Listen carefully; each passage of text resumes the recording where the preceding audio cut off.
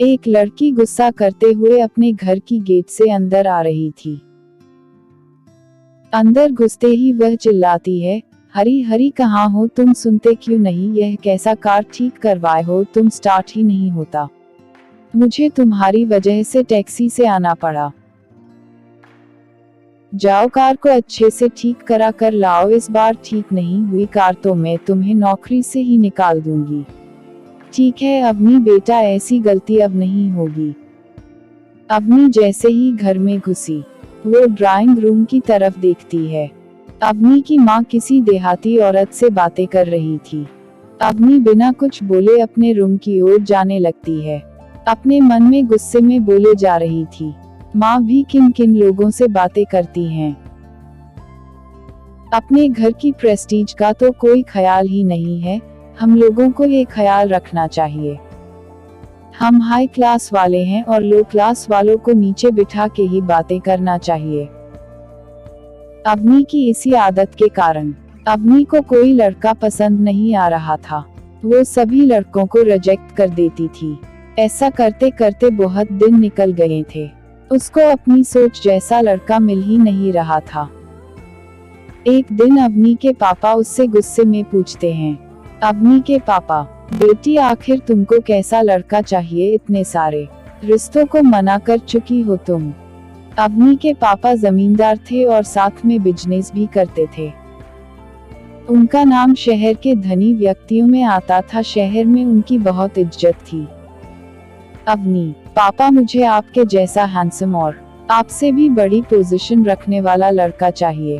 अवनी के पापा, मैं तुम्हें अपने एक्सपीरियंस से ये बता देता हूँ कि शादी के बाद की खुशियों में बाहर के लुक उतने मैटर नहीं रखते हैं, अंदर के गुण ही ज्यादा इम्पोर्टेंस रखते हैं। अवनी, तो क्या मैं किसी से भी शादी कर लूं? मामू ही मुझे अच्छी तरह से समझते हैं, मैं जा रही हूँ मामू के पास। अवनी के पापा, रुको अवनी बेटी। अवनी चली जाती है। ये भी ना कुछ समझती ही नहीं है। अवनी मामू के घर चली जाती है। अवनी के मामा घर के गार्डन में किसी दोस्त से बात कर रहे थे। तभी वो अवनी को देखते हैं। अरे अवनी बेटी, what a pleasant surprise. Avni के मामा अपने दोस्त से बोलते हैं, कुमार ये मेरी भांजी अवनी है। अवनी, यह मेरा दोस्त कुमार है।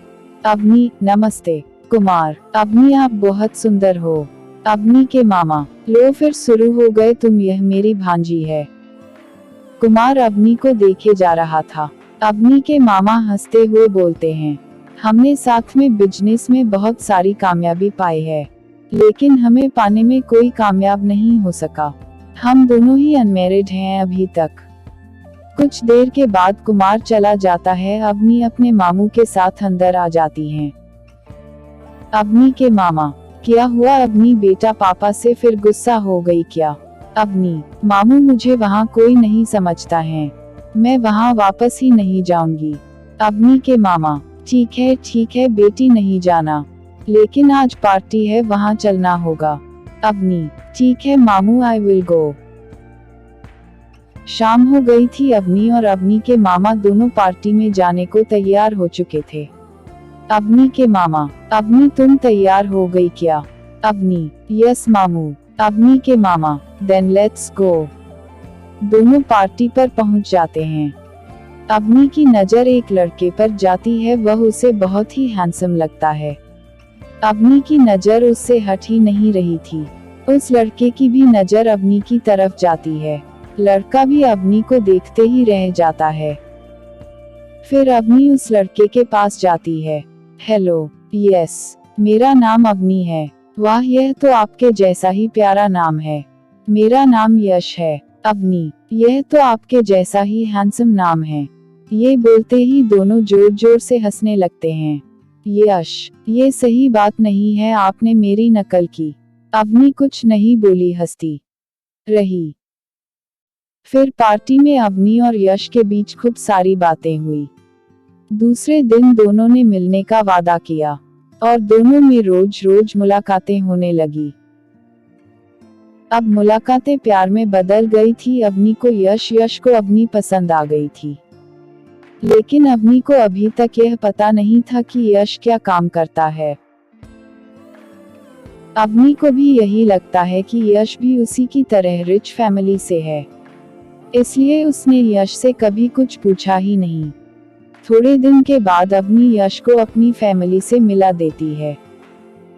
अवनी के पापा को यश पसंद आ जाता है और वो शादी के लिए हाँ कर देते हैं। इसी बीच एक दिन अवनी अपने भाभी के साथ ज्वेलरी के शोरूम में ज्वेलरी खरीदने जाती है। अवनी अपनी भाभी के साथ ज्वेलरी खरीदने में बिजी थी। अपनी ज्वेलरी पसंद करते करते दूसरे काउंटर पर जाती है। अवनी दूसरी तरफ घूमे हुए सेल्स पर्सन को बोलती है, हेलो जी, यहाँ इसको निकाल के दिखाइए। तो सेल्स पर्सन जैसे ही अवनी की तरफ घूमता है, अवनी सेल्स पर्सन को देखकर शॉक हो जाती है। यश, तुम यहाँ? उसे कुछ समझ में नहीं आता है क्या बोलूं। वो गुस्से में भाभी के साथ शोरूम से निकल जाती है। यश उनको रोकने की कोशिश करता है। अवनी सुनो तो, अवनी रुक जाओ। अवनी नहीं रुकती है। अब अवनी यश को इग्नोर करने लगती है। उसके कॉल को भी नहीं उठा रही थी, ना ही उसके मैसेज का जवाब दे रही थी। दूसरे दिन यश अवनी से मिलने जाता है। अवनी यश को देखकर गुस्सा जाती है।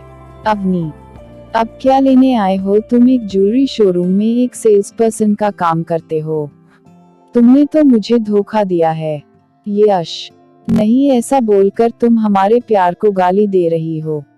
मैंने तुम्हें धोखा नहीं दिया है।